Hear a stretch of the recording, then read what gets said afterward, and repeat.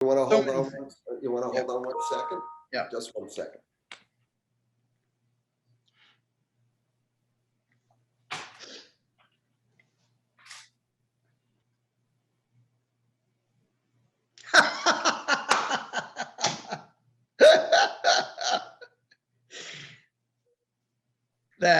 I can't believe you walked away with that. That is brilliant. Thank you for bringing that out. I will put them right here for the moment. Okay. What a great thing to have. So I think it's a brilliant film because it works on so many different levels. And, you know, Tom Hanks and Helen Hunt are two of my favorite actors. And so I looked up where it was, where the film was shot, and I see it was literally shot, the island scenes in some place that I've never heard of, which I'm assuming had to be somewhat of a logistical nightmare. What were the biggest challenges in making that film? Well, when the screenplay was in development for several years, it was an idea of Tom Hanks, and he developed it with Bill Broyles. We came into it. Tom wanted Bob to direct it, so we came together as a team. And so the first thing is that when I read the screenplay, I said, so Bob, we're making a movie that's basically 45 or 50 minutes of silent film, okay? And Tom Hanks, the only person he's talking to is a volleyball, okay? I said, that's going to be an unbelievable challenge, obviously, to pull that off, okay? So only due to the genius of Tom Hanks and the genius of Bob Zemeckis can that movie be made.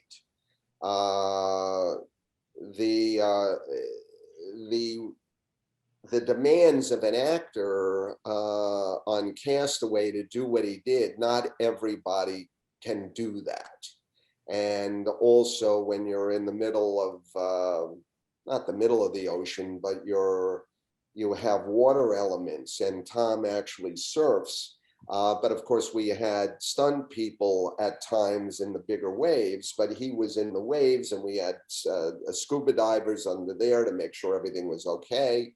So anytime you're on the water, that's a challenge. To keep now this we shot that on film. We didn't shoot that digitally, but you have the salt air and the salt water and everything going on with cameras and sound, and very difficult. We did it in 2 halves. So we shot the first part of Castaway. Then we went off to do What Lies Beneath with Harrison Ford and Michelle Pfeiffer. And then we came back and did the second part of Castaway. So the actual filming was 2 different times. One was Tom with his normal weight, we'll say, and then the other is Tom emaciated from being on the island as long as he was. We had to do a kava ceremony with the indigenous and get permission to film on this uninhabited island. So of course, uninhabited island means uninhabited. So there is no infrastructure whatsoever. And we made a deal with them to have the island for 2 years. So after we left, nothing would happen. From an insurance point of view, you only had to insure Tom Hanks, and you had to hope that there wouldn't be a cyclone to blow the the island away, or the trees and everything. Everything had to be brought in. Food had to be brought in, electricity had to be brought in. We had a lot of the locals that would bring in a lot of the equipment off the boats.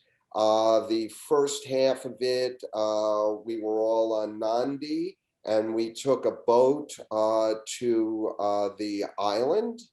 And that was about, depending on the weather, a 45 minute a boat ride, but it could be an hour and 20.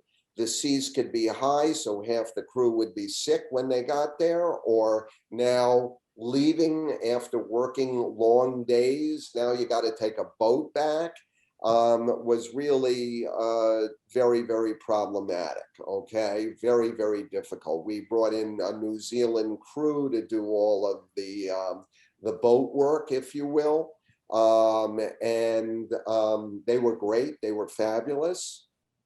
And I remember we were coming in to the dock, and the assistant cameraman was kind of green, and he had the cases, and we were on a dock, and Tom actually took the cases and helped the assistant cameraman get the camera cases onto the dock. That shows what kind of guy Tom Hanks is, okay? I mean, he's an amazing guy. I love him. He's fantastic. Second time around, we got a little smarter.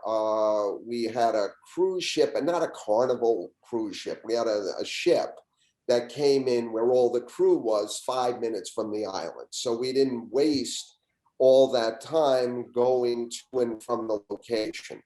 And several of us stayed at some of these very famous surf resorts that were like 6 or 7 minutes away from that island. So it was a little, we learned our lesson the first time, and the second time was actually easier, but there was still the challenges.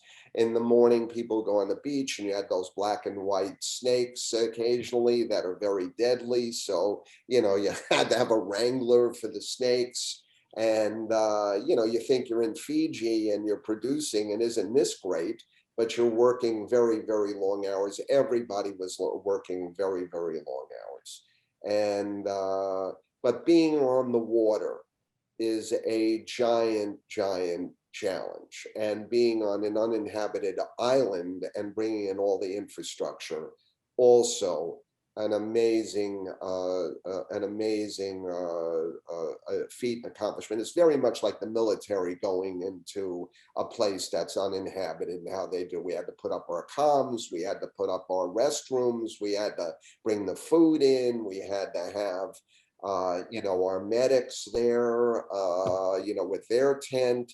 Every craft had their own sort of wooden storage facilities that they put up on the island, so that we're not carrying the camera every single time on the boat back and forth.